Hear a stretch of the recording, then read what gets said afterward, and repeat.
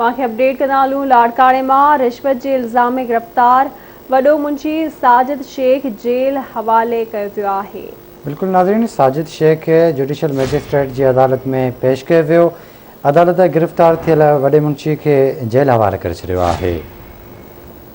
Update कयूं पिया त एंटी करप्शन टीम गुज़िरियल ॾींहुं साजिद शेख के गिरफ़्तार किया हो। लाड़काणे मां ही अहम ख़बर वहाँ ताईं पहुचाई पिया। रिश्वत के इल्ज़ाम में गिरफ़्तार वॾो मुंशी साजिद शेख जेल हवाले किया वियो आहे।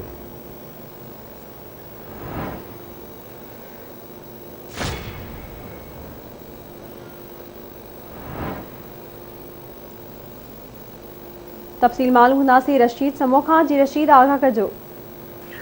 जी बिल्कुल, लाड़काणे की एंटी करप्शन पुलिस गुज़िरियल ॾींहुं रिश्वत वठण के इल्ज़ाम हेठि गिरफ़्तार कयल 15 बेस 3 जे वॾे मुंशी साजिद अली शेख के 5 सिविल जज ऐं जुडिशल मैजिस्ट्रेट जी अदालत में पेश कयो, जिते अदालत केस खेसि जेको आहे जेल हवाले करे छॾियो आहे। वॾो मुंशी जेको आहे गिरफ़्तार साजिद शेख के ऐं हुन अदालत में पेश करण बाद जेको आहे 15 बेस जो जेको 3 जो वॾो मुंशी आहे साजिद शेख उनखे जेको आहे जेल उमाणे छॾियो आहे।